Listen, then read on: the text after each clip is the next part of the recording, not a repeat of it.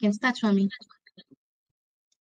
அருட்பெரும் ஜோதி அருட்பெரும் ஜோதி தனிப்பெரும் கருணை அருட்பெரும் ஜோதி எல்லாம் செயல் கூடும் என்னானை அம்பலத்தே எல்லாம் வல்லாந்தனையே ஏற்று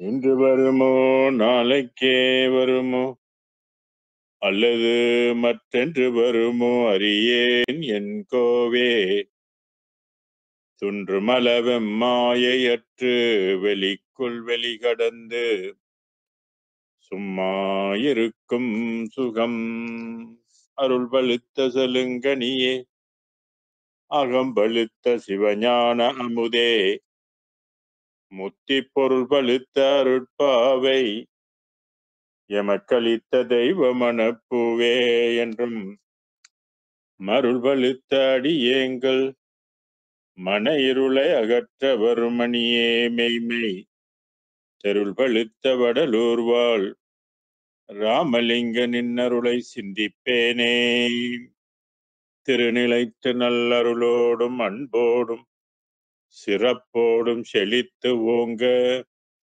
குரு நிலைத்து வெண்மகிழ்வோடு வாழ்வுற வந்து நின் அருள் செய்வாய் திருநிலத்தவர் என்புற திருவருள்கள் வடிவோடு மன்றில் குரு நிலைத்த சர்க்குரு எனும் இறைவனின் குறைகள் பதம் போற்றி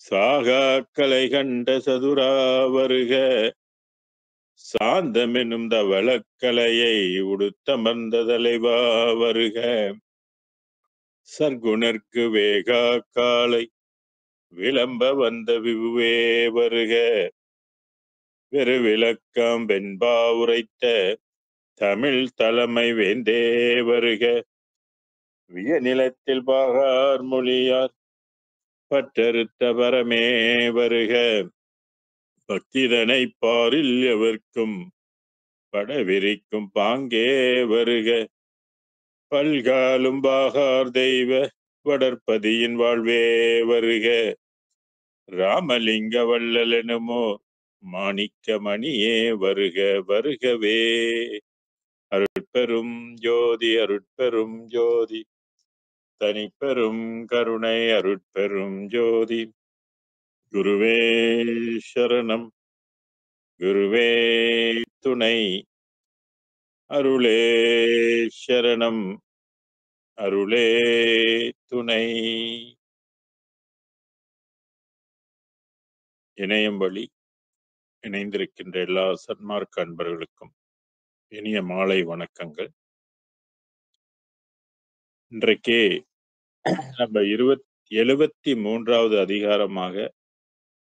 அதிகாரத்தில் உள்ள சிவானந்த பற்று என்ற ஒரு தலைப்பின் கீழ் உள்ள 10 பாடல்களுக்கும் நாம விளக்கம் பெற இருக்கின்றோம்.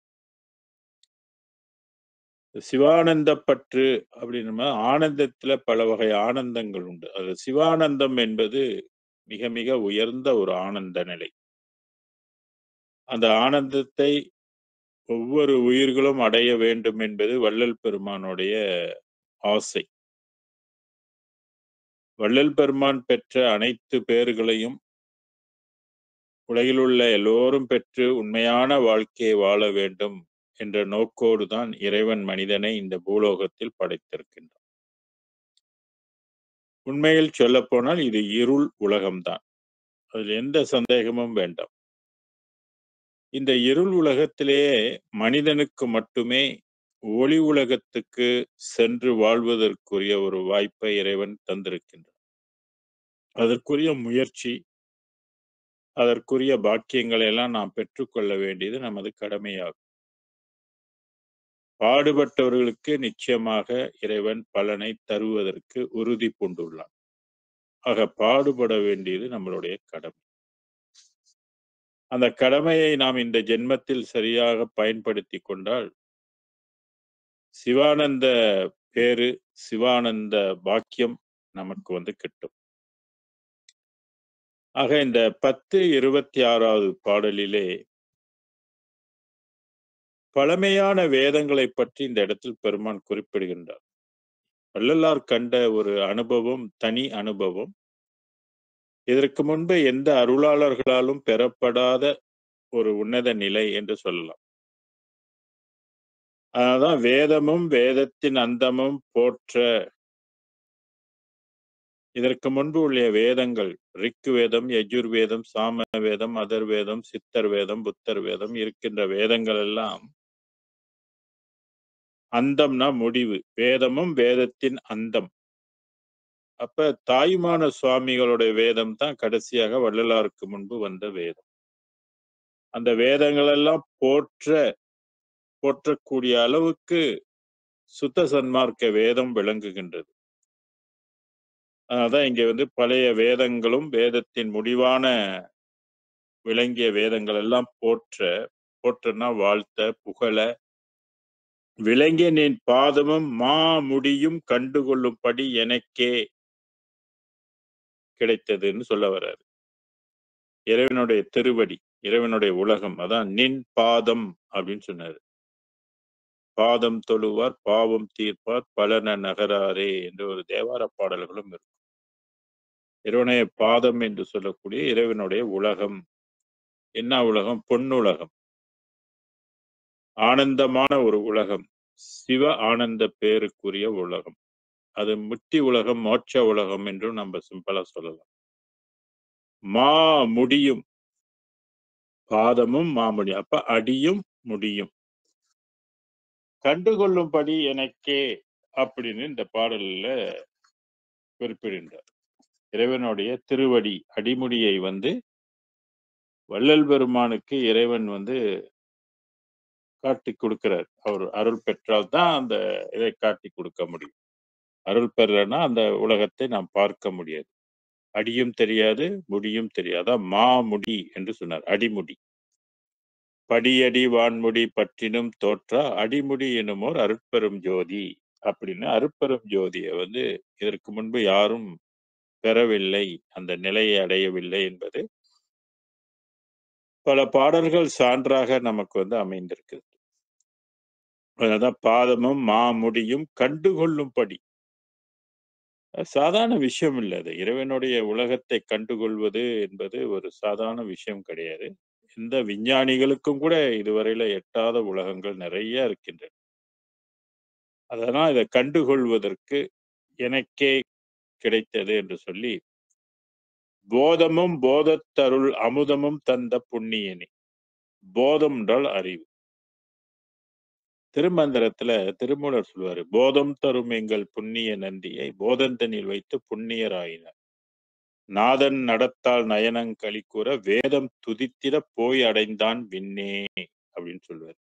அன்றைக்கே பாருங்க, பல ஆயிரம் ஆண்டுகளுக்கு முன்பே விண்ணுலக வாழ்க்கை, மண்ணுலகத்தில் உள்ள மனிதன் விண்ணுலக வாழ்க்கை அடைந்திருக்கிறான் அப்படின்னு சொன்னாரு திருமூலர். போய் அடைந்தான் விண்ணே, விண்ணுலகத்துக்கு போயிட்டாங்க திருமூலதேவர். வேதங்கள் எல்லாம் போற்ற அந்த அளவிலே அந்த வேதங்கள்லாம் போற்றக்கூடிய அளவுக்கு வள்ளல் பெருமா அதையும் கடந்த ஒரு உலகத்தை அடைந்திருக்கு.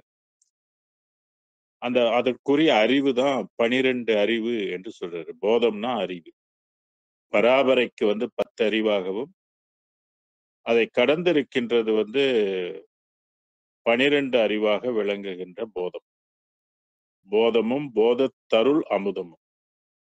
அருளமுதம் வள்ளல் பெருமானுக்கு இறைவன் கொடுத்து ஊட்டி ஊட்டி வளர்த்ததாக குறிப்பிடுவார். அதான் அருளமுதம் தந்த புண்ணியனே. இறைவன் புண்ணியமானவன்.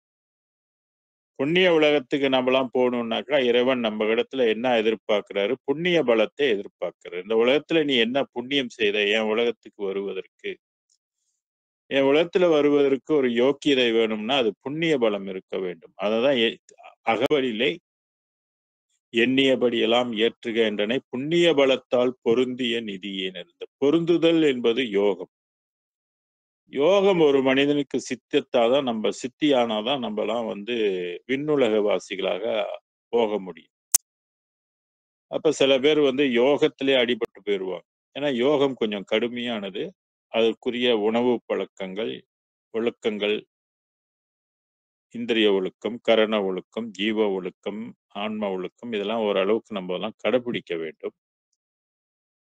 அதே நேரத்துல கொலை, புலை இதெல்லாம் தவிர்க்க வேண்டும். எந்நேரமும் 6 கால பூஜைகள் செய்ய வேண்டும். அருட்பெருஞ்சோதி ஆண்டவரை நினைந்திருக்க வேண்டும். இப்படி பிறவிப் பிணியை நாம் தீர்க்க முடித்துக் கொள்ள வேண்டும் என்ற ஆர்வம் இருக்கணும்.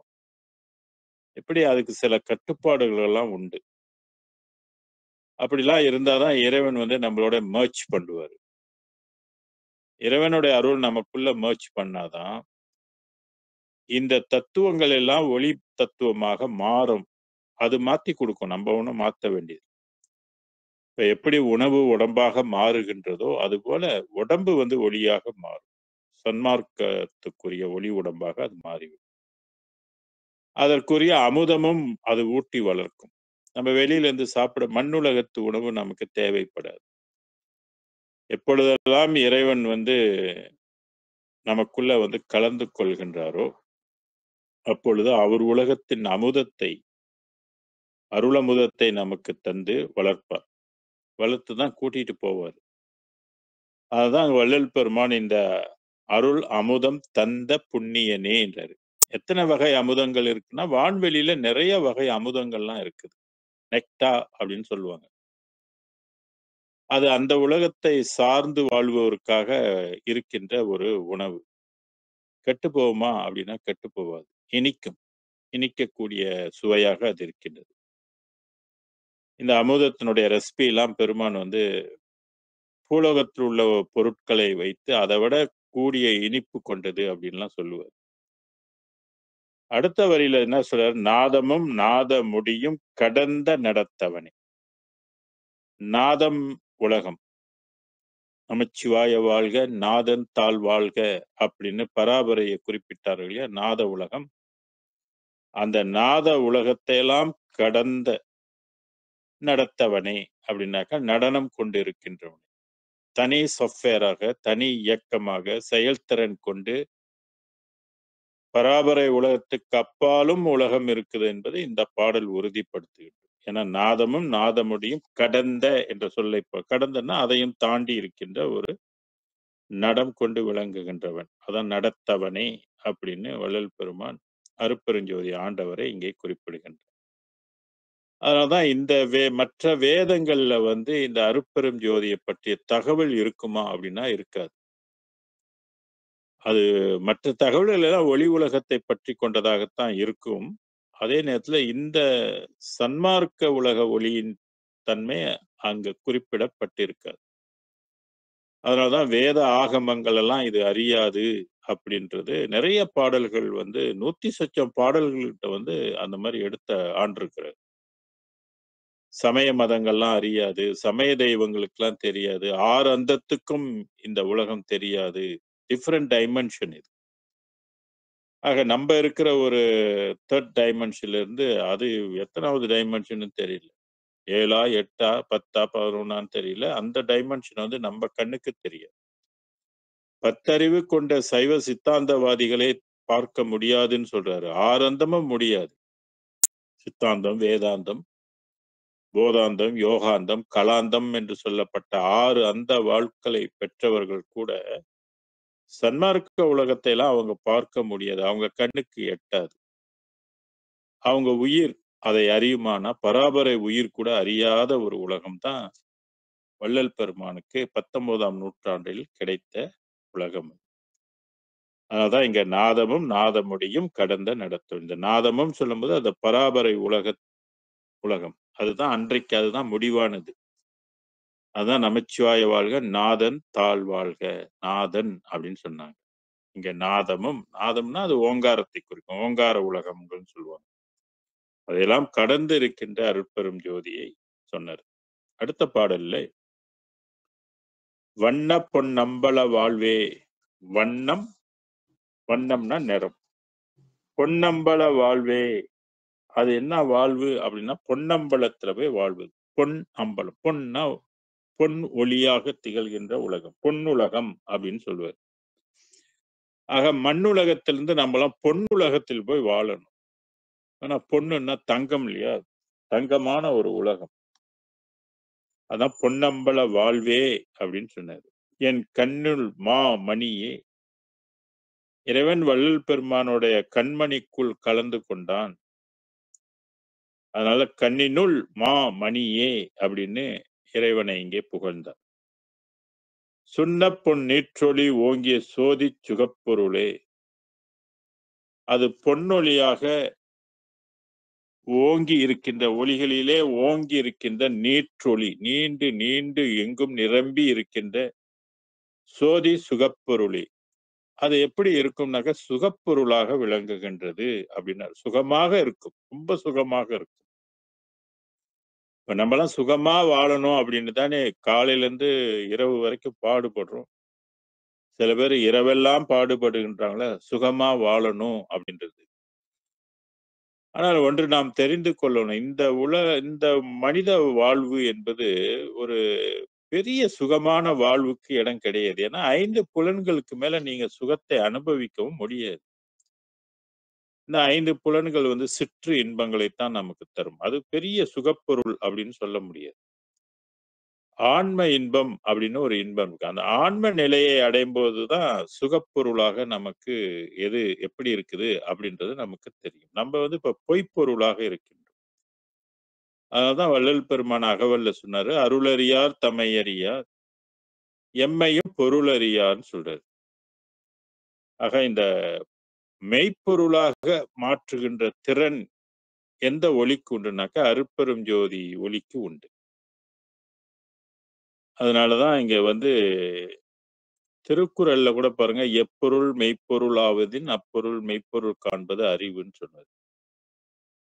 மெய்ப்பொருள் அன்றைக்கு அந்த கால 2000 ஆண்டுகளுக்கு முன்பு எது மெய்ப்பொருள்னா, பராபரை தான் மெய்ப்பொருள்.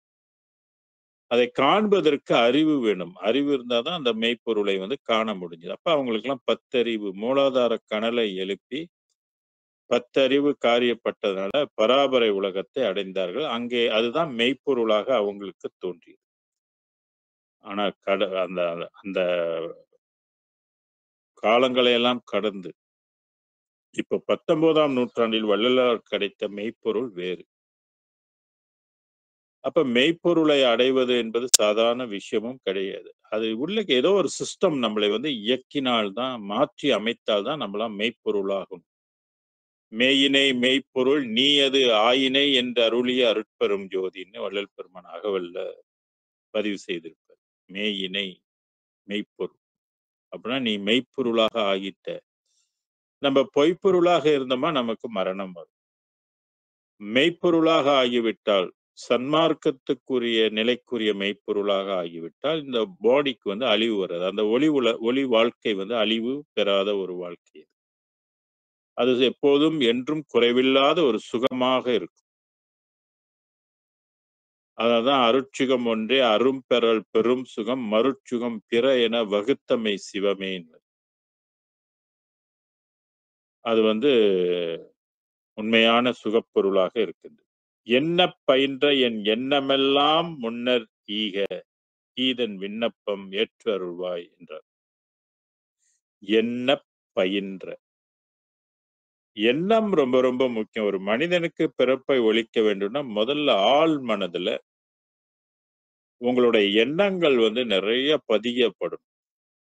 வள்ளல் பெருமான் எந்நேரமும் பிறப்பு ஒழிக்க வேண்டும், மரணமில்லா பெருவாழ்வு வாழ வேண்டும், மரணமில்லா பெருவாழ்வு கிடைக்க வேண்டும், மரணம் தவிர்க்க வேண்டும், யமனை வெல்ல வேண்டும் என்ற எண்ணம் எப்பொழுதுமே அவருடைய ஆழ் மனதிலிருந்து உதித்துக் கொண்டே இருக்கும். புறமனதிலேயும் உதிக்கும்.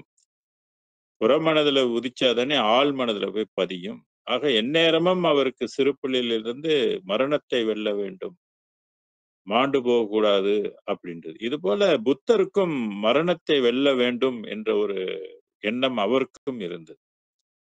என்ன சொல்லப்போனா, இன்னைக்கு இருக்கக்கூடிய பல ஆன்மீகவாதிகள் எல்லாம் மரணத்தை வெல்ல வேண்டும் என்ற ஒரு நோக்கோடையே ஆன்மீகத்தில் புகுந்திருக்கிறாங்க. பல பேர் இமயமலையெல்லாம் உட்கார்ந்து மரணத்தை வெல்ல வேண்டும் என்று தவம் செய்து கொண்டிருப்பார். ஆக ஒரு சிலருக்கு இது இயல்பாகவே அவர்களோட பிறப்பின் காரணமாகவும், பூர்வ ஜென்ம பயன்பாட்டின் காரணமாகவும் இந்த ஜென்மத்திலயும் அவங்களுக்கு அந்த எண்ணங்கள் தொடர்ந்து கொண்டே வரும். அதுபோல நம்ப வந்து முதலில் எண்ணங்கள் நமக்கு வந்து ஆழமாக, தொடர்ச்சியாக பதியும். ஏன்னா தொடர்ந்து எண்ணப்படுகின்ற எண்ணங்கள் ஆழ் மனதில் போய் பதிஞ்சிரும். அதான் "எண்ணப் பயின்ற" அப்படின்னு சொன்னாரு. இதை வந்து பயிலணும். "என் எண்ணமெல்லாம் முன்னர் ஈக" இறைவன்ட்ட கேட்கிறாரு. நான் எண்ணுகின்ற எண்ணம், என்ன எண்ணமாக இருக்கும்? மரணத்தை வெல்ல வேண்டும் என்ற எண்ணம் நீ எனக்கு முதல்ல குடு அப்படின்னாரு. "எண்ணமெல்லாம் முன்னர் ஈக" இதன் விண்ணப்பம். இது ஒரு விண்ணப்பமாக இறைவனிட்ட வந்து வைக்கிறாரு. அப்ப முதல்ல நான் வந்து பிறப்பை ஒழிக்க வேண்டும் என்ற அந்த எண்ணத்தை நீ எனக்கு குடு. ஏன்னா பல பேருக்கு அந்த எண்ணம் இருக்காது. எல்லாம் மறந்திருப்பாங்க. பிறப்பை ஒழிக்க தான் நம்ம பிறந்திருக்கிறோம்ன்ற எண்ணம் இருக்காது. ஏன்னா பள்ளிக்கூடத்துல சொல்லிக் குடுத்திருந்தா தானே இதெல்லாம் தெரியும். இல்ல பெற்றோர்கள்லாம் பிள்ளைங்களுக்கு சொல்லிக் குடுத்தா தானே தெரியும். அல்லது நம்மளோட முன்னோர்கள், தாத்தா, பாட்டி நமக்கு இதெல்லாம் சொல்லிக் குடுத்திருந்தா தெரியும். இப்ப நம்ப பிள்ளைங்களுக்கு நம்ப சொல்லிக் குடுக்கலன்னா, அந்த பிள்ளைங்களுக்கு யார் சொல்றது அடுத்து? அதனால தான் இந்த எண்ணங்கள் வந்து ரொம்ப ரொம்ப முக்கியம். 405வது பாடல்ல கூட "எண்ணிய எனதுள் எண்ணமே இசைந்த பேரின்பமே" அப்படின்னு சொல்லுவார். நெறைய மோட்டிவேஷன் கோர்சஸ்லாம் போய் அட்டெண்ட் பண்ணவங்களுக்கு தெரியும். எண்ணத்தின் வலிமையை பற்றி சொல்லுவாங்க. எண்ணம் ரொம்ப ரொம்ப முக்கியம். அடுத்து எண்ணம், சொல், செயல் இது 3ம் இருந்தா வெற்றி பெறலான்னுவாங்க.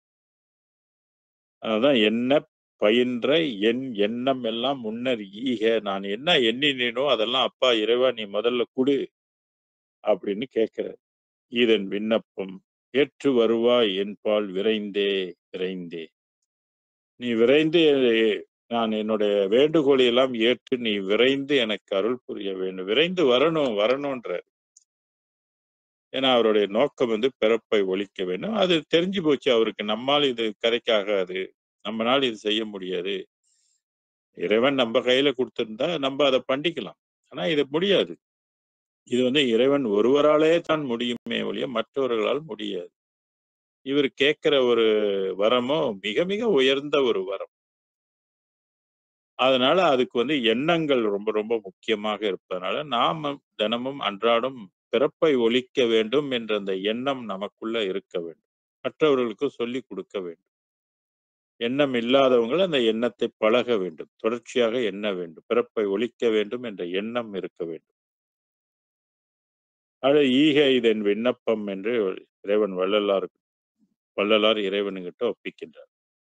ஏற்றுனா என்னுடைய விண்ணப்பத்தை எல்லாம் நீ ஏற்று என் அகத்திலும், அகப்புறத்திலும் நீ வந்து அமர வேண்டும். அதான் ஏற்று வருவாய் என்பால். இந்த என்பால் என்பது அகம், அகப்புறம், புறம், புறப்புறம் என்ற 4 இடத்துலயும் வந்து நீ உட்காரு.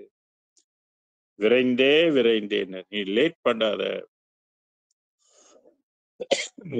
விரைந்து நீ வர வேண்டும்.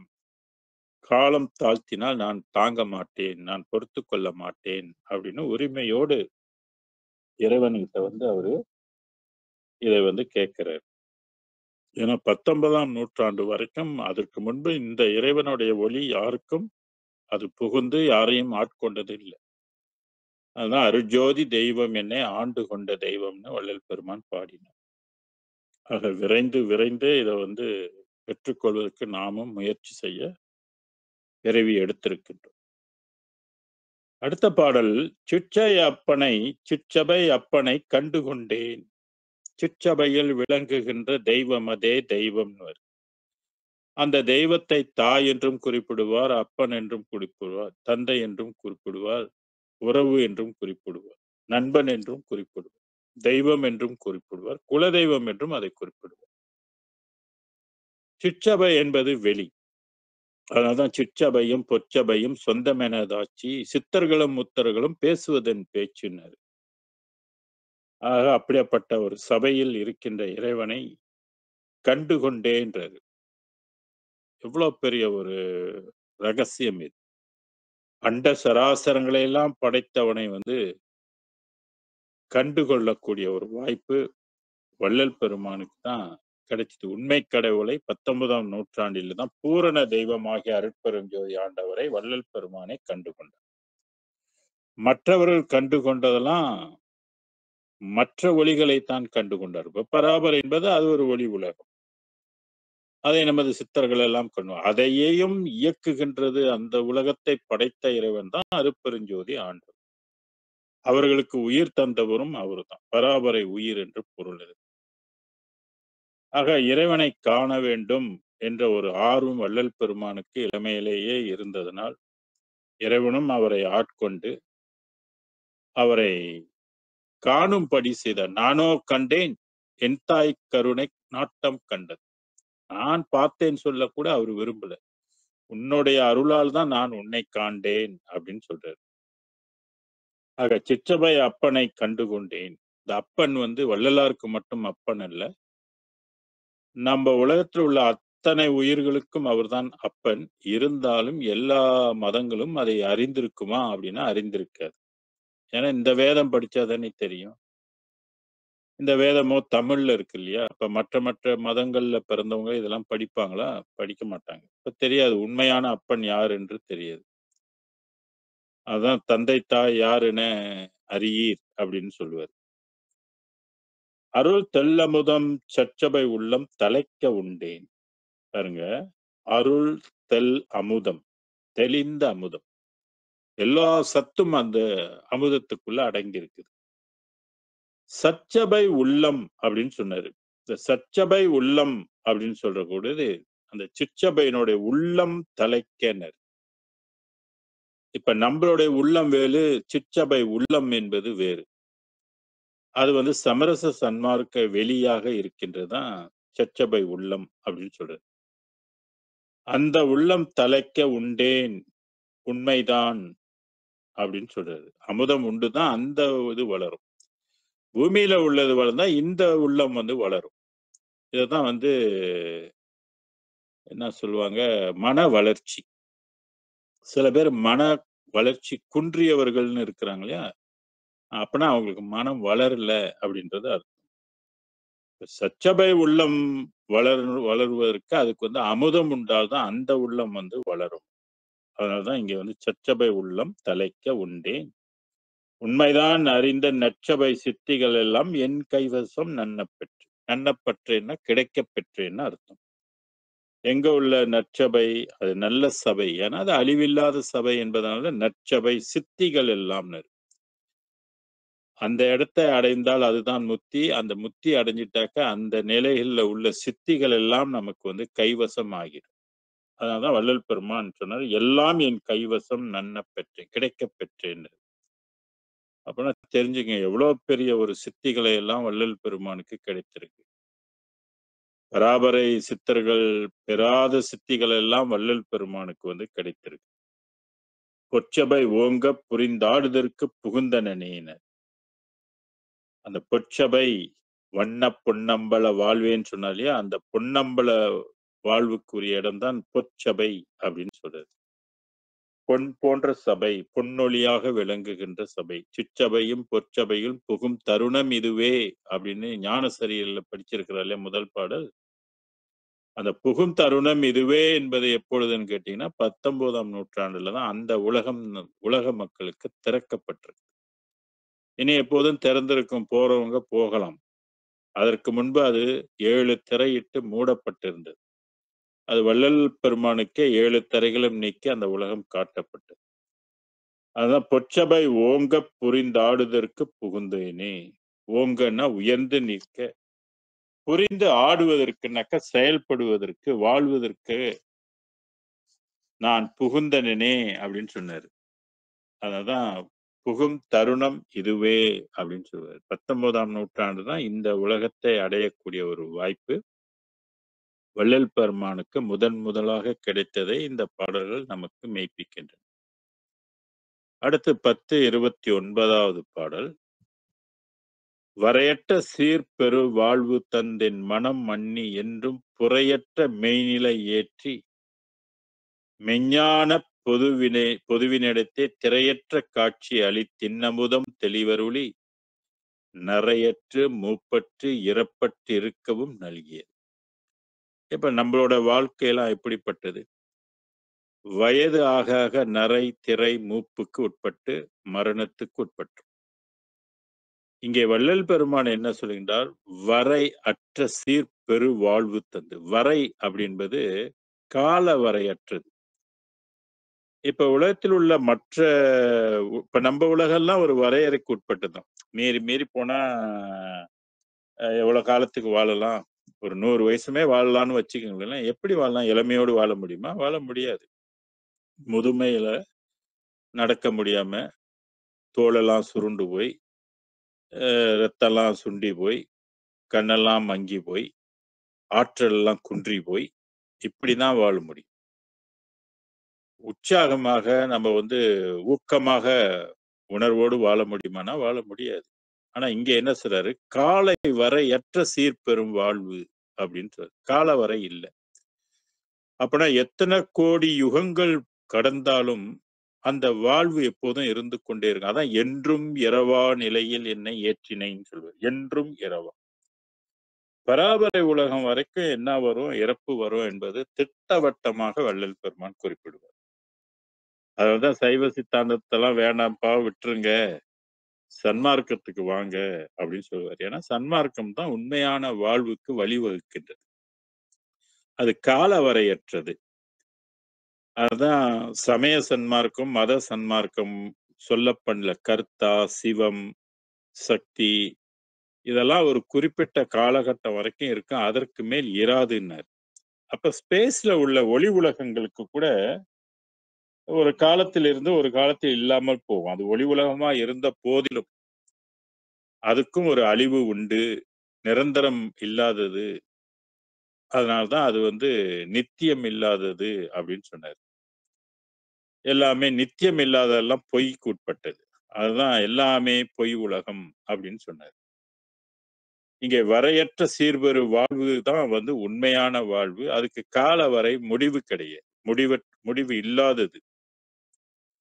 நம்மலாம் இன்றைக்கு இருப்போம், நாளைக்கு இருக்க மாட்டோம் இல்லையா? நேத்து இருந்தவன் இன்னைக்கு இல்ல என்று பெருமை உடைத்தது இவ்வுலகுன்னு திருக்குறள் திருவள்ளுவர். "ஒத்தது அறிவான் உயிர் வாழ்வான் மற்றையான் செத்தாருள் வைக்கப்படும்" சொல்லுவார். இப்படி பெருவாழ்வு ஏன் சன்மார்க்கத்துக்கு வரணும்னா, சன்மார்க்கத்துல கொஞ்சம் கொஞ்சமா நம்ம அருளை சம்பாதித்து, பெருவாழ்வுக்குரிய ஒரு வாழ்வை தான் இப்ப கடவுள் நமக்கு குடுத்திருக்கிறார். மனித வாழ்வு. அதை பயனுள்ள வாழ்வாக மாத்துறதும், பயனற்ற வாழ்வாக நம்ம கொண்டு போறதும் எல்லாம் நம்ம கையில தான் இருக்கு. வள்ளலார் வழியில நம்ம போணுமா, வள்ளலார் சொன்னதுபடி நடந்து போனோமாக்க, நிச்சயமாக அந்த வாழ்வுக்கு நம்ம தகுதியானவர்களாக ஆக்கிக்கொள்ளும்.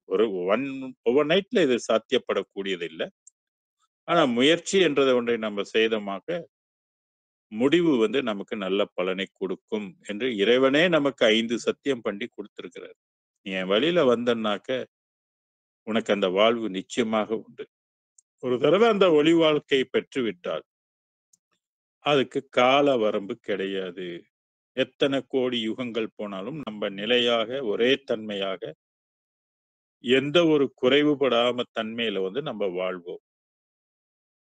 அதைத்தான் இந்த முதல் வரியில சொல்றார். "வரையற்ற சிறு பெரு வாழ்வு தந்து, என் மனம் மன்னி." என் மனம் மன்னினா என் மனதில் கலந்து, என்றும் புரைன்னா குற்றம். குற்றமற்ற மெய்நிலை ஏற்றி, குறையற்ற மெய்நிலை. குற்றம் அற்ற மெய். ஏன்னா மற்ற நிலைகளுக்கெல்லாம் ஏதோ குற்றம் இருக்குது அதுல. மாயை கலந்திருக்கலாம். இல்ல வேற வேற நம்மள மாரி ஆணவம், கன்மம், மாயை இருக்காது. மற்ற திரை இருக்கும். ஏதோ ஒரு தடைகள் இருக்குது அதுக்கு. அதான் புரை அப்படின்னு சொன்னாரு. புரையற்ற ஒரே நிலை எதுன்னு கேட்டீங்கன்னாக்க, சன்மார்க்க நிலை தான். அதுதான் புரையற்ற மெய்நிலை ஏற்றி, வள்ளல் பெருமானை அந்த நிலைக்கு ஏற்றியது. அதத்தான் ஏறா நிலைமிசை என்று குறிப்பிடுவார். செப்பாத மேல்நிலை என்றெல்லாம் பாடல்ல சொல்லியிருப்பார்.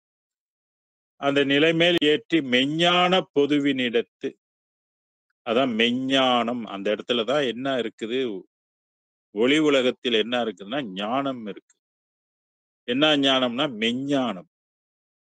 அந்த மெஞ்ஞானத்தை தான் இன்னைக்கு விஞ்ஞானிகள் ஓரளவுக்கு கண்டுபிடித்து இப்போ சிறுக சிறுக வளர்ந்து கொண்டு வரார்கள்.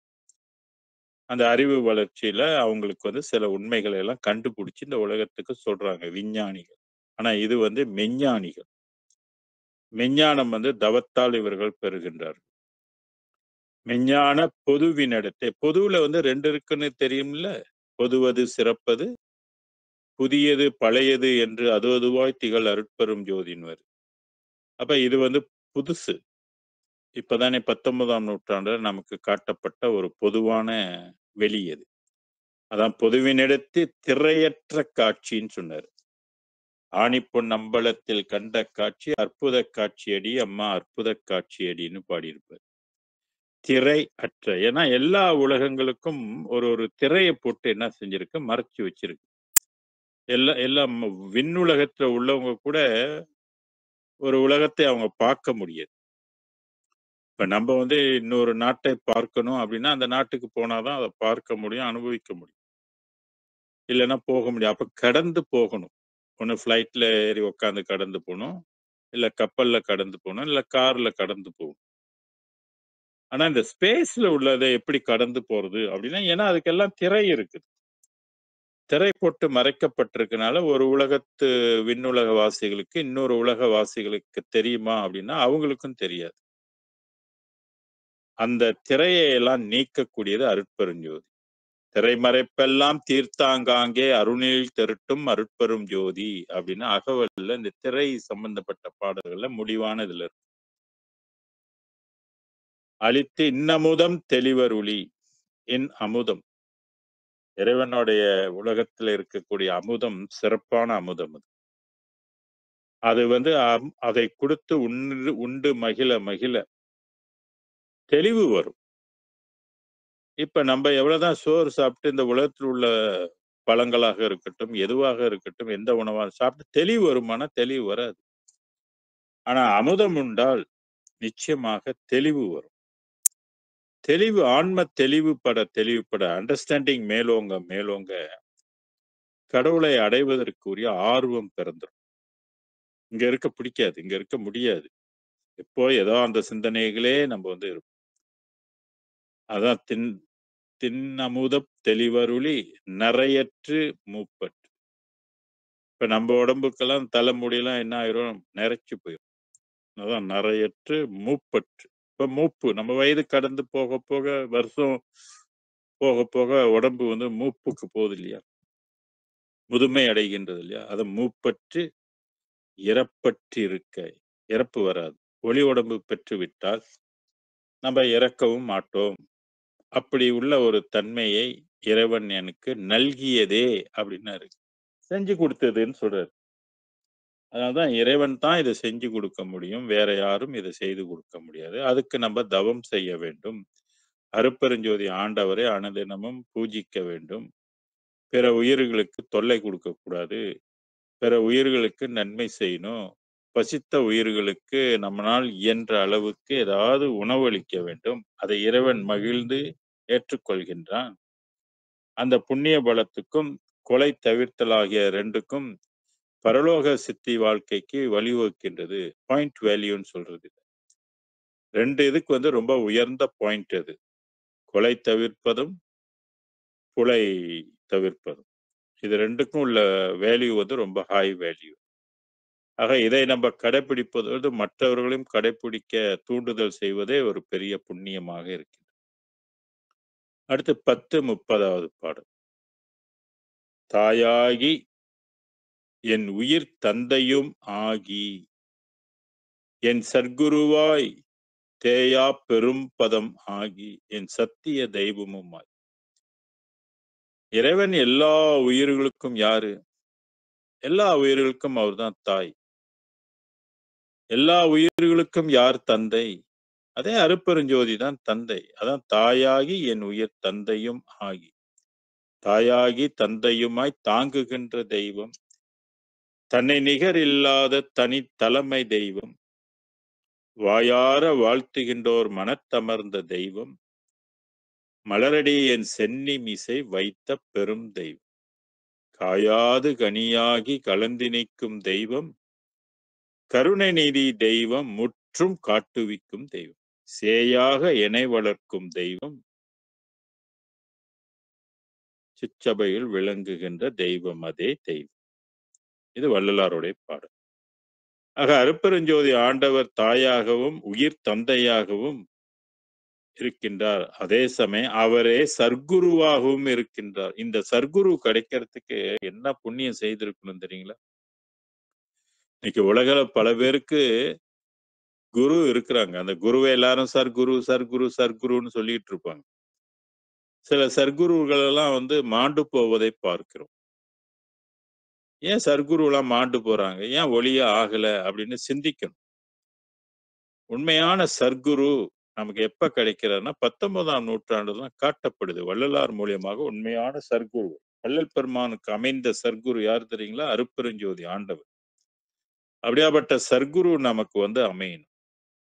சில பேர் சொர்க்குருவை பிடித்துக்கிட்டு சர்க்குருன்னு பேசிட்டு இருக்கிறாங்க. அதெல்லாம் கதைக்கு ஆகாது. உண்மை வாழ்வுக்கு அதெல்லாம் பயனா இருக்குமானாக்கா பயனா இருக்காது. சொர்க்குரு என்றவர்கள் உங்களுக்கு தெளிவு குடுக்குறவங்க. ஏதா படித்து அவங்க படித்த ஞானத்தை கொண்டு உங்களுக்கு விளக்கம் கொடுப்பவர்கள்லாம் சொற்குருமார்கள். சர்க்குரு என்பவர் ஒளித்தன்மையாக உள்ளவர். சர்க்குரு தான் பிறவியை ஒழிக்கும். இததான் அன்னைக்கே திருமூலரும் பாடினார். குருட்டினை நீக்கும் குருவினை கொள்ளார். குருட்டினை நீக்கா குருவினை கொள்வர். குருடும் குருடும் குருட்டாட்டமாடி குருடும் குருடும் குழி விழுவாரே அப்படின்னு சொன்னார். குரு தெரியாமல் இப்படி இருப்பாங்க. இந்த மாதிரி நிறைய குருமாரர்கள் அந்த காலத்துல சுப்பிரமணியர் ஞானத்துல கூட குரு யார் குரு என்றதை பற்றிலாம் அவரும் சொல்லியிருப்பார். அதனால இந்த குரு அமைவது ஒரு பெரிய பாக்கியம். பெண்டு வாய்க்கும் புண்ணியவானுக்குன்னு ஒரு பழமொழி உண்டு இல்லையா? அந்த மாதிரி சர்க்குரு யாருக்கு வாய்க்கும் அப்படின்னு தாய்மான்கள் என்ன சொல்றது? தீர்த்தம், கோயில் இதெல்லாம் முறையாக செய்தவர்களுக்கு நல்ல சர்க்குரு வாய்க்கும் அப்படின்னு சொல்வார். பல தீர்த்தங்கள் எல்லாம் போய் குளித்து, பல கோயில்கள் எல்லாம் வழிபட்டு வந்தாக்க, ஏதோ ஒரு சர்க்குரு முதல்ல உங்களுக்கு கிடைப்பாரு அப்படின்னு ஆக சர்க்குரு நமக்கு கிடைப்பது. அதிலே அருட்பெருஞ்சோதி ஆண்டவரே சர்க்குருவாய் நம்ம ஏற்றுக்கொள்வது, அவரையே நாம் தாயாக, தந்தையாக கருதுவது, இதெல்லாம் பெரிய பாக்கியம் இது. தேயா பெரும் பதம் ஆகி மற்ற எல்லா பதங்களும் தேய்ந்து போய்விடும். காலப்போக்கில் இல்லாமல் போயிடும். ஏன்னா பதத்துல நிறைய பதங்கள் இருக்கு. அதுல பார் பெறா பதத்தைன்னு சொல்வாரு ஒரு பாடல்ல. அது 7 கோசம் 7ல இருக்கும். பார் பெறா பதத்தை. இந்த உலகத்தில் இதுவரை யாரும் பெறாத ஒரு பதம் இது. ஒளியிலேயே பதம் இருக்கு. அதுதான் தேயா பெரும்பதம்னா, இது கால ஓட்டத்திலயோ, யுகங்கள் கடந்து போகும்போது, அந்த ஒளிப்பதம் மாறுமா? அப்படின்னா மாறாது. அதான் தேயா பெரும்பதம் ஆகி, என் சத்திய தெய்வமுமாய் வள்ளல் பெருமானுக்கு உண்மையான தெய்வம் யாரு அப்படின்னு கேட்டீங்கன்னாக்கா, அருட்பெரும் ஜோதி. இந்த ஜோதிய மத்த ஜோதியோடு நம்ம ஒப்பீடு செய்யக்கூடாது. அந்த ஜோதி வேற, இந்த ஜோதி வேற. இது சத்திய தெய்வமுமாய் வாயார பாடும் நாள் வாக்களித்து வள்ளலாரை இது என்ன செஞ்சது? என்ன ஜாப் கொடுத்தது? அப்படின்னு கேட்டாக்க, பாடுவதற்கு வள்ளல் பெருமானுக்கு நல்ல இலக்கிய அறிவை கொடுத்தது. நாடு கலந்தாளுகின்றோர் எல்லோரும் நயப்ப நன்னி என்னை மாலையிட்ட நாயகனே, என்னை நீ பாடுக என்று எனக்கே பணியிட்டாய் அப்படின்னு ஒரு பாடல்ல பெருமான் சொல்வார். முதல் அருட்பெருஞ்சோதியை பாடிய பெருமை, பாக்கியம் வள்ளல் பெருமானுக்கு மட்டுமே உண்டு. அதான் நன்மார்க்க நாவில் நவிற்றிய பாட்டே சன்மார்க்க சங்கம் தழுவிய பாட்டு. எம்புரு ஆகமும் நல்கிய பாட்டுன்னு சொல்லுவோம். இந்த பாட்டைத்தான் இறைவனும் வள்ளல் பெருமானாருடைய பாட்டைத்தான் இறைவனும் விரும்புகின்றார் கேட்பதற்கு. மற்றவர்கள் பாடிய பாட்டை அல்ல. உணரார் பாட்டை கொல்லானேனர். சுத்த சன்மார்க்கத்தை உணராதவர்கள், அடையாதவர்கள் எழுதிய பாட்டை அவன் கேட்க விரும்புவதில்லை. ஏன்னா அது சத்தியமான பாடல் அல்ல. சத்திய தெய்வத்துக்குரிய பாடலும் இல்லை. இதுலதான் தேவாரம் எல்லாம் அடிப்படுது. மற்ற மகான்களோட எல்லா பாடல்களும் இங்கே அடிப்படுது. சன்மார்க்கத்துக்குன்னு வள்ளலார் எழுதிய பாடுதான் உண்மையான தாய் தந்தையாக இருக்கின்ற அருட்பெருஞ்சோதிக்கு விருப்பமாக இருப்பதையும் நாம் அந்த பாடல்களிலே பார்க்க முடிகின்றது. வாயார பாடும் நாள் வாக்களித்து என் உள்ளம் மண்ணுகின்ற தூயா அவர் உள்ளத்தில் வந்து விளங்குகின்ற தூயனா சுத்தம். அதான் ஜோதியில் ஜோதியில் ஜோதி, சுத்த ஜோதியில் ஜோதியில் ஜோதின்னு. சுத்த ஜோதி. திருநடராயா, திருநடராயா, இறைவன் வந்து நடம் புரிகின்றான். இயக்கமாக இருக்கின்றான். சிற்றம்பல சோதியனே.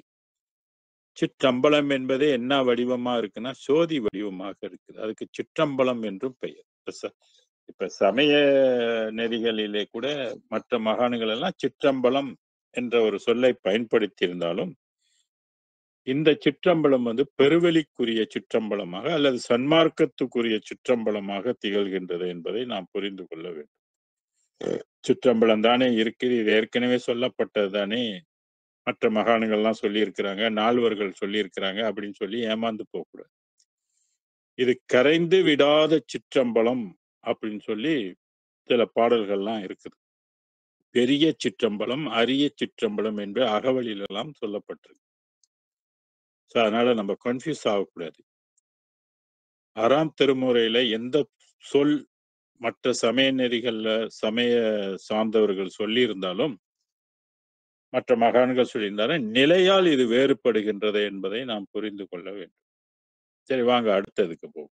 10:31. ஆதியும் அந்தமும் இல்லா தனிச்சுடராகி, பாருங்க, ஆதி அந்தம் இல்லா தனிச்சுடர். இது எப்ப ஆரம்பம் எப்ப முடிவு என்பது யாருக்கும் தெரியாது. அதான் ஆதி அந்தம் இல்லா தனிச்சுடர் அப்படின்றாரு. அருள் விளக்கே, அருட்சுடரே, அருட்ஜோதி சிவமே என்று ஒரு பாடல் இருக்கும். தனிச்சுடராகி இன்ப நீதியும் நீர்மையும் ஓங்க. இன்பமான ஒரு நிலை, இன்பத்தை தருகின்ற ஒரு நிலையாக, சுடராக, நீதியும் நீர்மையும். நீர்மை என்பது கனிவு, இரக்கம், நீதி தெய்வமாகவும் நீதி தருகின்ற தெய்வமாகவும் இருக்கு. ஓங்கன்னா உயர்ந்து இருக்கின்ற பொதுவில். இப்ப சற்று முன்பு நான் சொன்னேன் இல்லையா, பொதுவுல வந்து 2 இருக்குது. அகவல் படிச்சீங்கன்னா அதுல தெரிஞ்சிருக்கும். பொதுவது சிறப்பது, புதியது பழையது. ஆக இது வந்து ஓங்கி இருக்கின்ற பொது. ஓங்க பொதுவில் நிறுத்தமிடுனா அங்கே நிலை கொண்டு இருக்கும் சோதியும் வேதியும் நான் அறிந்தேன். அங்க இருக்கின்ற சோதியை நான் அறிந்து கொண்டேன். வேதியும்னா வேதியியல் செய்கின்றது. இப்ப இரும்ப குரோம் பண்ணாக்க அது வந்து ஸ்டெயின்லெஸ் ஸ்டீலா மாத்துது இல்லையா, அந்த மாதிரி மாற்றி அமைப்பதற்கு வேதியியல்.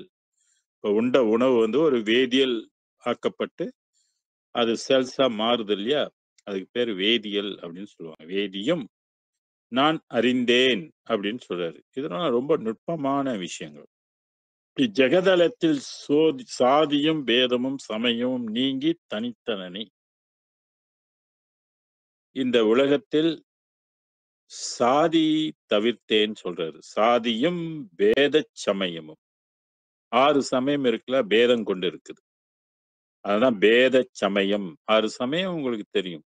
கணபத்தியம், சிவ சிவ சைவம், சிவ வழிபாடு, சாக்தம் சக்தி வழிபாடு, கௌமாரம் சௌமாரம் முருக வழிபாடு, கௌமாரம் சூரிய வழிபாடு, நாராயண வழிபாடு, இதெல்லாம் மொத்தம் 6 வழிபாடு. அதான் பேத சமயமும் நீங்கி, அப்ப சமய மதம் எல்லாம் கடந்து ஒரு அருள் நிலை இருக்கின்றது, ஒரு தெய்வ நிலை இருக்கின்றது என்று நாம் புரிந்து கொள்ள வேண்டும். ஏன்னா இதற்கு முன்பு நமக்கு 6 சமயங்கள் தான் தெய்வங்களாக நம்மளுடைய இந்து சமயம் அமைந்திருக்குது. அதை தழுவிதான் நம்மளாம் வணங்கி கொண்டிருக்கோம். கோயில்கள் எல்லாம் அதை மையமாக வைத்து கட்டப்பட்டு இருக்கின்றன. அதுக்குன்னு சில ஆகம முறைகள் எல்லாம் உண்டு. அதற்குரிய சில வேதங்களும் உண்டு. ஆனா இதையும் கடந்து கொண்டு இருக்கின்ற ஒரு புதுமையான செய்தி வந்து வள்ளல் பெருமான் நமக்கு கொடுக்கின்றார். அதான் பேத சமயமும் நீங்கி தனித்தனனே, தனித்திரு என்று சொல்லுவார் வள்ளல் பெருமான். தனித்திரு என்பது இந்த சாதி பேத சமயத்திலிருந்து நீங்கி இருப்பதுதான் தனித்திருத்தல் அப்படின்னு சொல்றது. தனி ஒளியாக, தனி உலகமாக, நித்திய உலகமாக அங்கே இருப்பதுதான் தனித்தனனே, நான் தனித்திருக்கின்றேன் என்று சொன்னார்.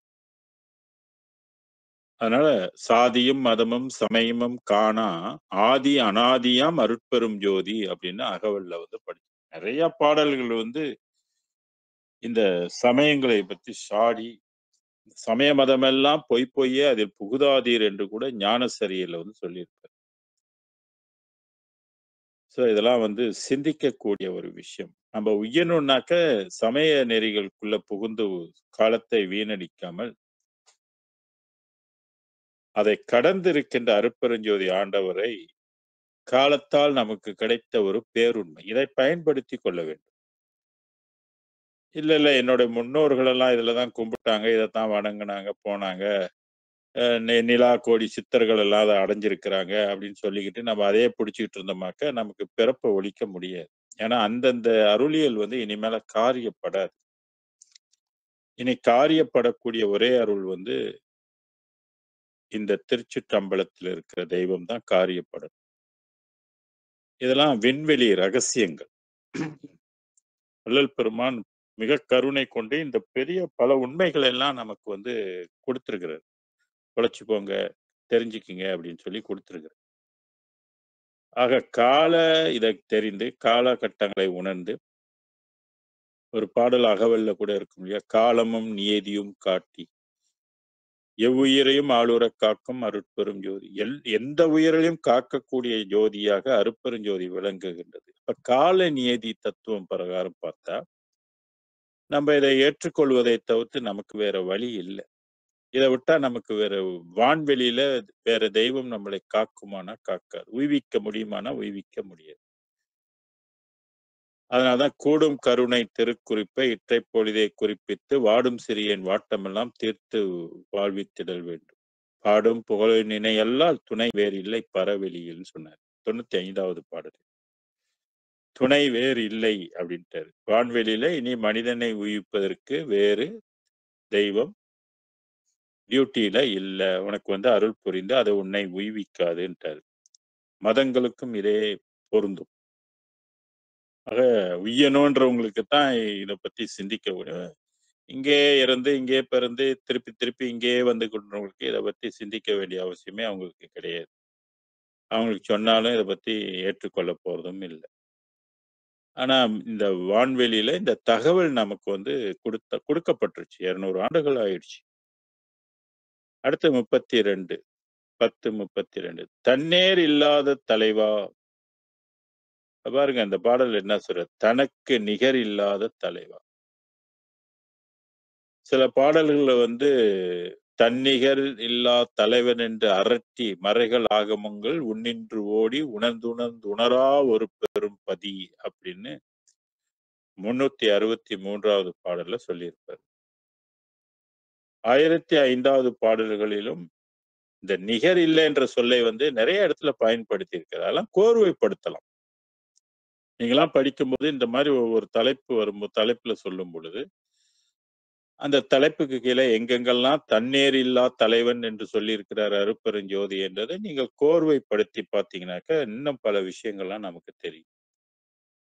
ஆக தன்னேர் இல்லா தலைவன் என்று தன்னேர் இல்லா தலைவா சிற்றம்பலம் தன்னில் என்னை இன்னே அடகுவித்துன்னா சேர்வித்து போய் சேரணும் இல்லையா? இப்பெல்லாம் நம்ம பூலோகத்துல எல்லாம் கிடக்கிறோம். எப்படி இந்த பூலோகத்துக்கு வந்தோம்னு யோசிக்கணும், சிந்திக்கணும். யார் நம்மள கொண்டாந்து இங்க போட்டது? போட்டு எவ்வளவு நாள் ஆச்சு? எவ்வளவு காலமா இங்கேயே சுத்திக்கிட்டு இருக்கிறோம்? பிறப்பு பிறப்புக்கு எத்தனை கோடி ஜென்மங்களாக இங்க கிடக்கிறோம் என்பதை நம்ம சிந்தித்து பார்க்கணும். பார்த்தா ஒரு பயமே வரும். புல்லாகி பூடாய் புழுவாகி பல்மிருகமாகி பறவையாய் பாம்பாகி கல்லாய் மனிதராய் பேயாய் கணங்களாய் வல்லரசுராகி முனிவராய் தேவராய் செல்லாய் சங்கர தாவரத்துள் எல்லா பிறப்பும் பிறந்து இளைத்தேன் எம்பெருமான் என்று மாணிக்கவாசகருடைய பாடலை நீங்க சிந்தித்து பாருங்க. ஆக அடகுவித்து என்னை இன்னே அடகுவித்துன்னா அந்த சிற்றம்பலத்துல வந்து சேர்வித்து இன்பருள்வாய் இன்பத்தை நீ இறைவா அருள்வாய் இதுவே தருணம். 19ஆம் நூற்றாண்டுல இதுதான் தருணம், என்னை நீ கொண்டு போய் சேர்ப்பதற்கு இதுதான் தருணம், என்னை கொண்டு சேர்த்துரு அந்த இடத்துல அப்படின்னு சொல்றாரு. சிற்றம்பலத்துக்கு வந்து போகணும். அதான் "இன்னே அடகி வைத்து இன்வருள்வாய் இதுவே தருணம். அன்னே என்னைப் பெற்ற அப்பா என்றுனை அடிக்கடிக்கே சொன்னேன் முன் சொல்லுகின்றேன். பிற ஏதும் துணிந்திலன்." அடிக்கடி வள்ளல் பெருமான் என்ன சிந்திச்சு கொண்டே இருப்பாரு, என்ன சொல்லிக்கிட்டே இருப்பாரு இறைவனை. அப்பா, அப்பா, அப்பா, அம்மா, அம்மா, அம்மான்னு சொல்லிக்கிட்டு இருப்பார். "என்னை பெற்ற அப்பா, என்னை சாக விட்டுறாத. இந்த உலகத்துல நான் வந்து சாக விரும்பல. நான் சாகாத வரம் பெறணும். தாயே, அமுதம் எனக்கு ஊட்டி என்னை வளர்த்து விடு. எனக்கு கருணை காட்டு. என் பிழைகளை எல்லாம் பொறுத்துக்கொள். இனி நான் இந்த உலகத்துல பிறக்க விரும்பல. இந்த பொய் உலகம் எனக்கு வேண்டாம். இந்த இருட்டுலகம் எனக்கு வேண்டாம். இந்த உறவுகள் எல்லாம் எனக்கு நித்திய உறவுகள் கிடையாது. எல்லாமே பந்தமும், பாசத்துக்குட்பட்ட ஒரு வாழ்க்கை இது. மாயை வாழ்க்கை. இங்க எப்போதும் பொருளையே தேடி, தேடி, தேடி காலமெல்லாம் நான் உழைச்சு, உழைச்சு, உழைச்சு ஓடா போய் சாக வேண்டியதா இருக்குது. இந்த உலக வாழ்க்கை எனக்கு வேண்டாம். இந்த உடல்ல இருக்கிற செல்ஸ் எல்லாம் செத்து போய்க்கிட்டு இருக்குது. நான் எப்படி வாழ்வது? என்னை வாழ்விக்க வேண்டும். அப்படின்னு இந்த இறைவனை அடிக்கடி இவரு என்ன பண்ணிக்கிட்டே இருப்பாரு, அவர கேட்டுக்கிட்டே கிடப்பாரு. அதான் "என்னை பெற்ற அப்பா என்றுனை அடிக்கடிக்கே சொன்னேன்றாரு." இப்ப நம்மளும் சொல்லணும் இல்லையா அடிக்கடி? ஒவ்வொரு துன்பம் வரும்போதும், "அப்பா நான் அந்த துன்பத்திலிருந்து விடுபடணும், துன்பத்திலிருந்து விடுபடணும். இந்த பொல்லா வாழ்க்கை எனக்கு வேணாம். இந்த பொய் வாழ்க்கை எனக்கு வேண்டாம். இனிமேல பிறந்தாக்க நான் வந்து இந்த பொய் வாழ்க்கை வாழ்வதற்காக நான் பிறக்கக்கூடாது. உன்னை அடைவதற்காக நான் பிறக்கணும். என் உயிர்ல நீ வந்து கலந்து என்ன கூட்டிட்டு போகணும். வள்ளலார் சென்ற இடத்துக்கு வள்ளலார் பெற்ற வாழ்வு, வள்ளலார் பெற்ற அறிவு, வள்ளலார் பெற்ற இன்பத்தை நானும் பெற வேண்டும்."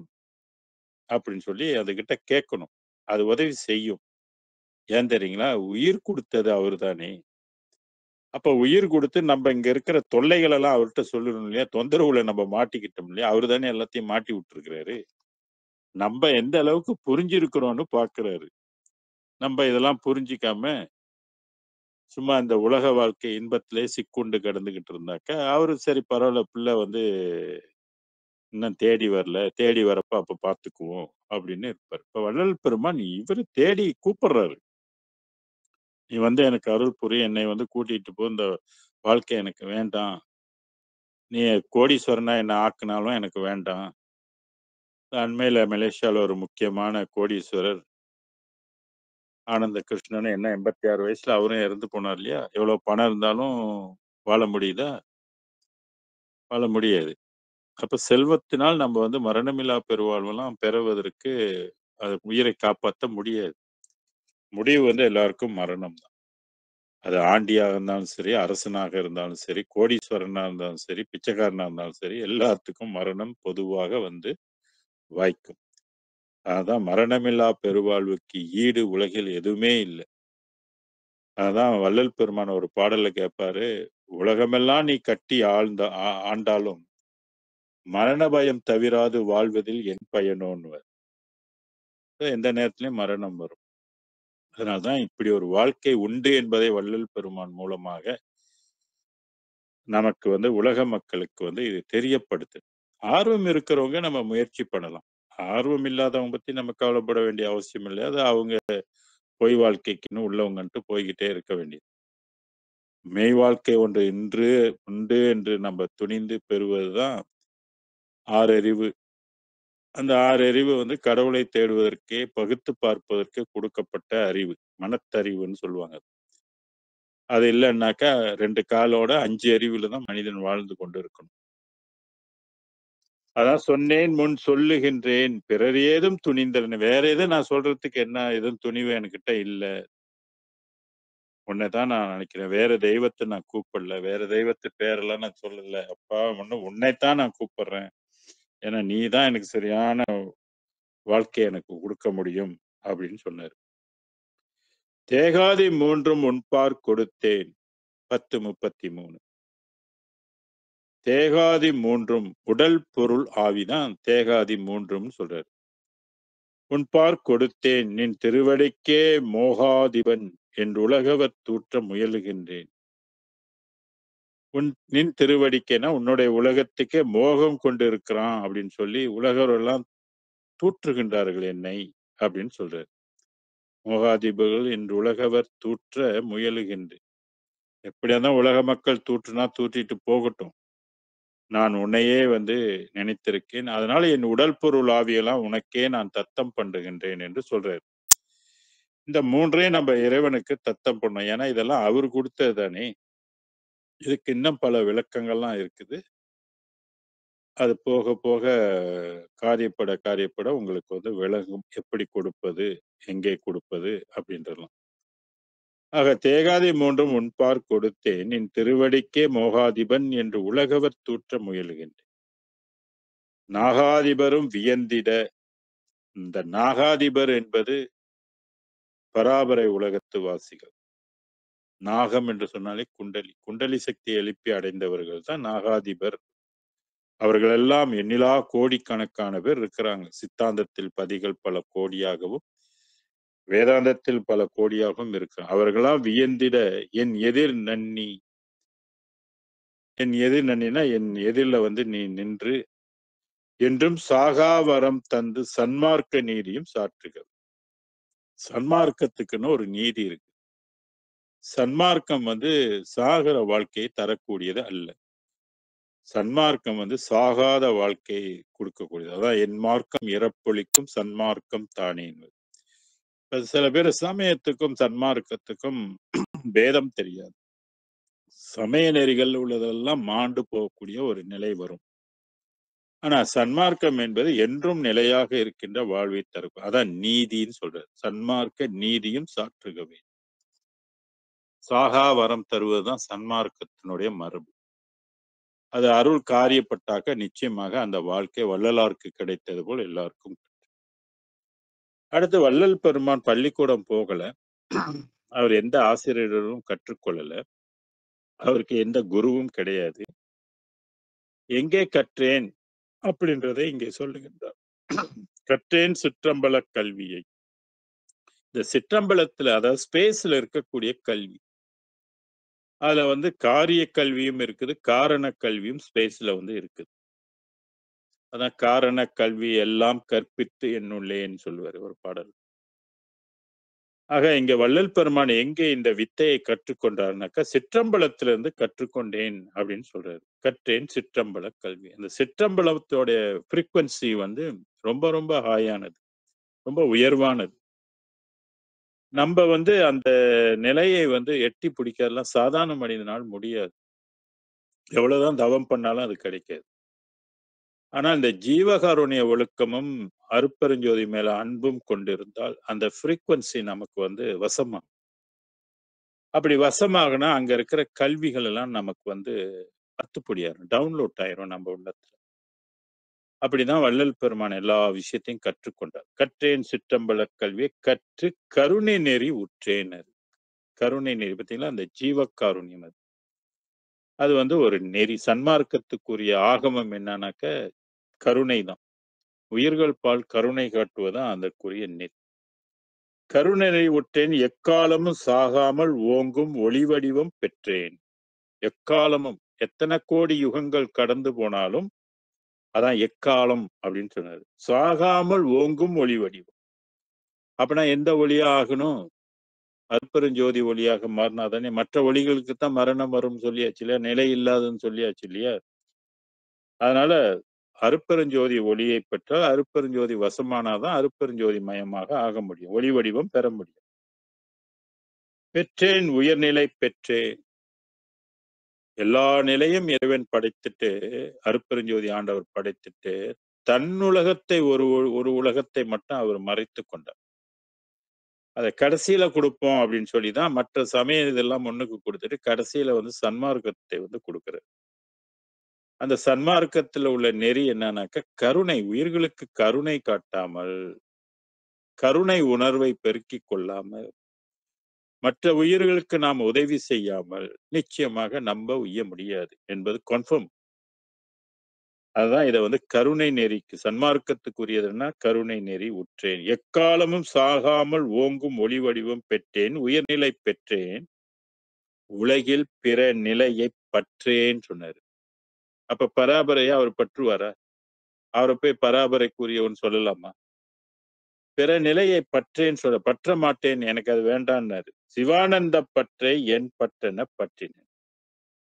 இங்க தான் அந்த தலைப்புக்குரிய சொற்களை வந்து பயன்படுத்துறாரு. தலைப்பு சிவானந்த பற்று இல்லையா? ஆக சிவ ஆனந்த பற்று. சிவம்னாலே ஆனந்தத்துக்குரியது. அதுல இது வந்து சுத்த சிவம். சமய சிவம் அல்ல. சமய சிவத்தையும் கடந்தது தான் சுத்த சிவம். ஆக சிவானந்த பற்றை என் பற்று என பற்றினேனே. பற்றுகளெல்லாம் பதிவெறி விளங்க உற்றர் ஆடல் செய் ஒருதனி பொருளேனர். வீடுகள் எல்லாம் விதிநெறி விளங்க ஆடல் செய்தருளும் அரும்பெரும் பொருளே அப்படின்னு அகவல்ல படிச்சிருக்கு. எதை பற்ற வேண்டுமோ அதை பற்றிக் கொள்ள வேண்டும். பலப்பற்றே பற்றுமினோ என்றும் இரவீரே அப்படின்னு சொன்னார். சன்மார்க்கத்தை பற்றிக் கொள்ள வேண்டும். பிறப்பு எடுத்தால் பிறப்பை ஒழிக்க வேண்டும். பிறப்பை ஒழிக்க வேண்டுமானால் சன்மார்க்கத்தை பற்றிக் கொள்ள வேண்டும். அருப்பெருஞ்சோதியை பற்றிக் கொள்ள வேண்டும். அதான் சிவானந்த பற்றை என் பற்று என. பற்று என்பதற்கு ஆசை என்று பெயர். பற்றினேன்னா நான் பற்றிக் கொண்டேன் அப்படின்னு சொல்றது. மனிதனாக பிறந்தெடுத்தா நமக்கு வந்து பதிவுகள் வந்து நிறைய இருக்கும். பல ஜென்மங்கள்ல வந்து அறிந்து அறியாமலோ, தெரிந்து தெரியாமலோ பல தவறுகளை எல்லாம் செய்திருப்போம். அது எப்போதும் மனிதனுக்குள்ள இயல்பு. கல், கொலை, களவு, காமம், பொய் என்ற 5 பஞ்சமா பாதகங்களை செய்து மனிதன் மூட்டை கட்டி வச்சிருப்பாங்க. எல்லாமே உயிர்ல வந்து பதிவு இருக்கும். அந்த பதிவுகள் வந்து நம்மனால் போக்கிக் கொள்ள முடியுமா அப்படின்னாக்க, நம்ம கைய வச்சோ, இரேசர் வச்சோ அத வந்து அழிக்க முடியாது. அதனால நாம் செய்த பாவங்கள், தீமைகள் எல்லாம் நிறைய நம்மளுடைய உயிர்ல வந்து இருக்கும். இதுதான் நமக்கு கர்ம வினைகள் அப்படின்னு சொல்லுவாங்க. அது நல்வினையாகவும் இருக்கலாம், தீவினையாகவும் இருக்கலாம். தீவினைகள் இருந்தா தீமைகள்லாம் நம்ம திருப்பி அனுபவிக்க செய்யும்.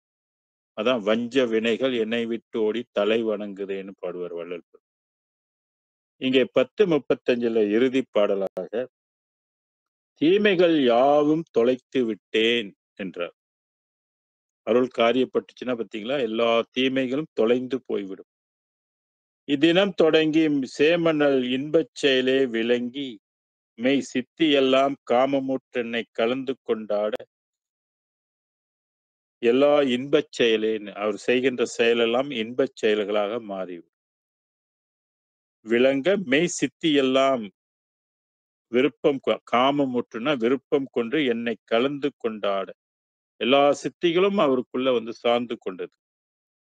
கருணை நடு தாமன் என் உள்ளமும் சாராவும் பெற்றனன் சத்தியமே. கருணை நடத்தாமன் என் உள்ளமும் கருணை நடத்து கடவுள் என் உள்ளத்தில் வந்து சாரவும் பெற்றனன். அதான் வள்ளல் பெருமான் அருப்பெருஞ்சோதி என் தாயை தந்தை உள்ளத்தில் உற்றது என்று சொல்வார். உள்ளமும் சாகா வரமும் அந்த உள்ளம் சாகுமானா உள்ளம் சாகாது. உள்ளம் கரையுமானா உள்ளம் கரையாது. மற்ற உள்ளங்கள் எல்லாம் ஒரு காலத்தில் கரைந்து போய்விடும். இருக்காது. அதான் என் உள்ளமும் சாரமும் பெற்றனன் சத்தியமே. சத்தியம் பாண்டி சொல்லுகின்றார். இப்படி ஒரு நிலை ஒன்று உண்டு. இந்த நிலையை அவர் பெற்றது மட்டும் இல்லாமல் என் போல் உலகம் பெறுதல் வேண்டுவனே என்று சொல்லுவார். எல்லா உலகத்து உயிர்களும் இறைவன் எப்படி என்னை ஆட்கொண்டு அந்த உண்மையை எனக்கு காட்டினானோ, அந்த இன்பத்தை எப்படி எனக்கு கொடுத்தானோ, சிவானந்த பற்றை எனக்கு எப்படி தந்தானோ, அதுபோல் எல்லா உயிர்களுக்கும் இறைவன் தர வேண்டும் என்பது வள்ளல் பெருமானுடைய மிகப்பெரிய ஆவா. ஆக நாம் அந்த நிலையில் போய் கடைபிடித்து சிவகாருண்ய ஒழுக்கத்தை வந்து நம்ம கொஞ்சமாவது கடைபிடிக்கணும். கடைபிடிச்சாதான் இறைவனுடைய கருணை நமக்கு வந்து கிடைக்கும். கருணை கிடைச்சால் சிறு கருணை கொண்டு பெருங்கருணை தயவை பெற்றுக் கொள்வதுதான் சன்மார்க்கம்.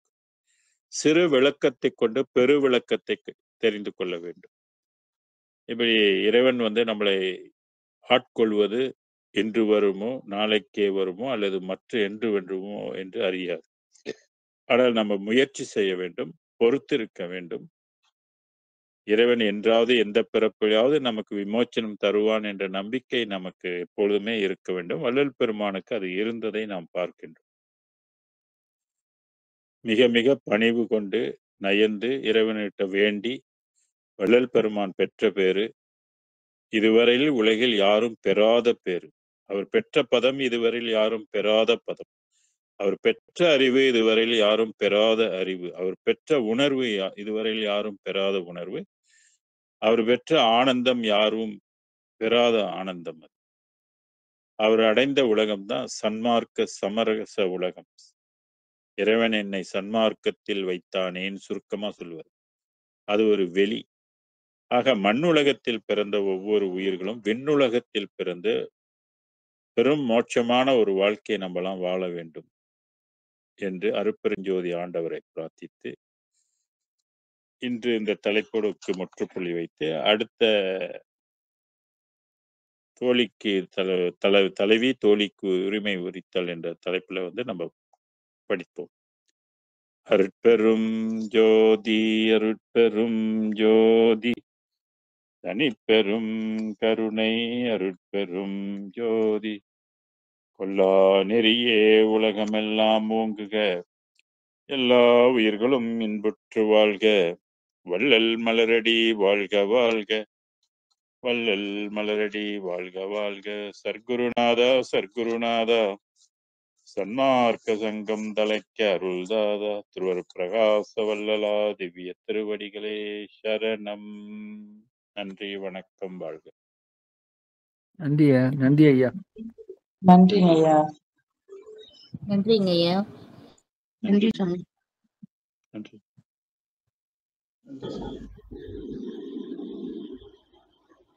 நன்றி ஐயா. ஐயா எனக்கு ஒரு கேள்வி இருக்கு ஐயா. இந்த 6 கால பூஜைன்னு சொல்றீங்களே, அதோட நாட்காட்டியோட டைமிங் என்ன ஐயா? காலையில ஒரு பிரம்ம முகூர்த்தம் சொல்றாங்க. அந்த டைம் முக்கியமான டைம். அது கால நேரத்துல 4 to 6 ஓகே. சூரியன் உதயம் ஆவறதுக்கு முன் எழுந்து அந்த நேரத்துல வழிபாடு செஞ்சுக்கணும். அப்புறம் ஒரு 8 மணிக்கு ஒரு வழிபாடு செஞ்சுக்கணும். அப்புறம் 12 மணிக்கு ஒரு இது செஞ்சுக்கணும். சாயந்தரம் 3 மணி 4 மணி போல செய்துக்கணும். அப்புறம் திருப்பி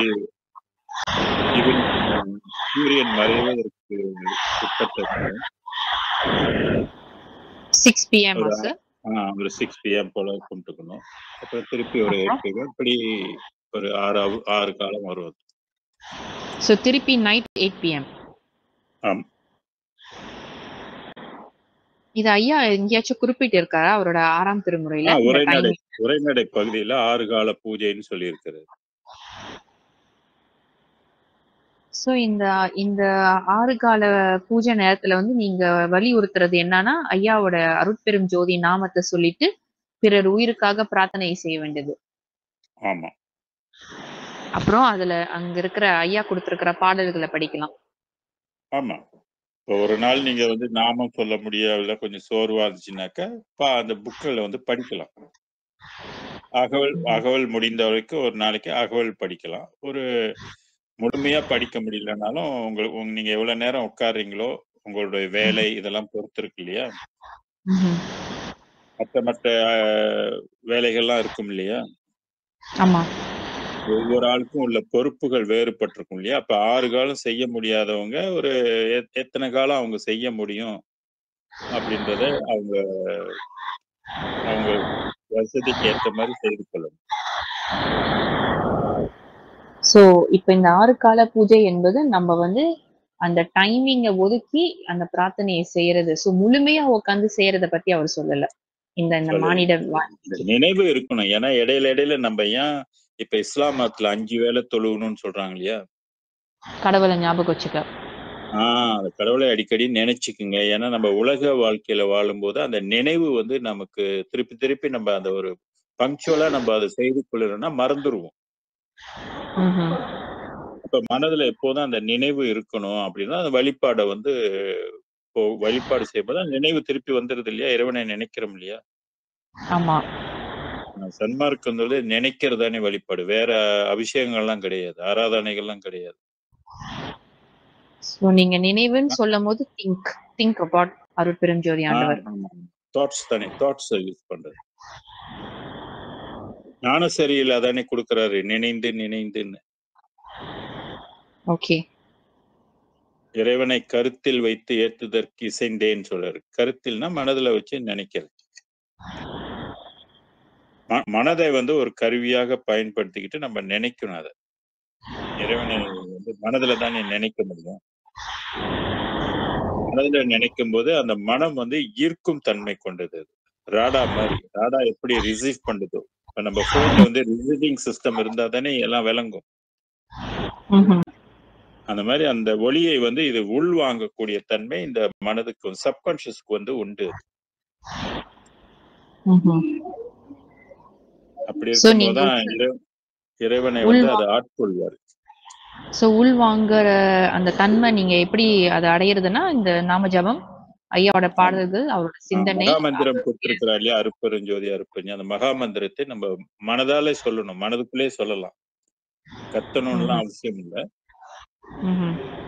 மனதுக்குள்ளே அந்த ரிப்பீட்டேஷன் பண்ணிக்கணும் அந்த மந்திரத்தை.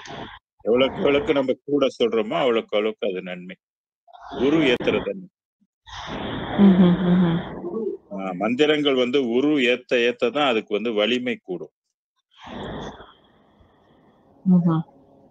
கோயில்கள் எல்லாம் லட்ச அர்ச்சனைன்னு சொல்லி செய்யறாங்க இல்லையா, கோடி அர்ச்சனைன்னு சொல்லுவாங்க. அப்படின்னா கோடி முறை அந்த மந்திரத்தை வந்து சொல்றது. அந்த மாதிரி சன்மார்க்கத்தை நம்ம ஒரே நாள்ல சொல்ல முடியாது, ஒரே நேரத்துலயும் சொல்ல முடியாது இல்லையா. அப்ப தொடர்ச்சியாக நம்ம சொல்லிக்கிட்டே வரும்போது அது வந்து நம்மள அறியாமலே அந்த எண்ணிக்கை வந்து கூடிரும். அப்ப அந்த மந்திரத்துக்குள்ள வைப்ரேஷன் வந்து அந்த உலகத்தை அது டியூன் பண்ணும். இப்ப வந்து ஐயா, இந்த மந்திர ஜபம் செய்யறதுக்கு நம்ம வந்து உட்கார்ந்து ஒரு முறை அப்படியே ஒரு நாளைக்கு இத்தனை முறை நம்ம சொல்றோம். ஆனா இப்ப வந்து இந்த வழிபாடுல நம்ம செய்யும் போது, நம்மளுக்கு நேரம் கிடைக்கும் போதெல்லாம் நம்ம சொல்லும் போது அதுவும் கணக்கில் எடுக்கப்படுது. ஆமா, உட்கார்ந்து தான் சொல்லணும் இல்ல, நீங்க வேலை செஞ்சுக்கிட்டு அல்லது டிராவலிங் பண்ணும்போது கூட மனசுக்குள்ளே சொல்லிக்கலாம். டைம் கிடைக்கும் போது நீங்க கொஞ்சம் உட்கார்ந்து இன்னும் கொஞ்சம் ஸ்ட்ராங்கா செய்யலாம். Okay sir, thanks. Okay bye. தயவான வந்தனம். வணக்கம்மா. வணக்கம். நன்றிங்க சாமி. நன்றியா.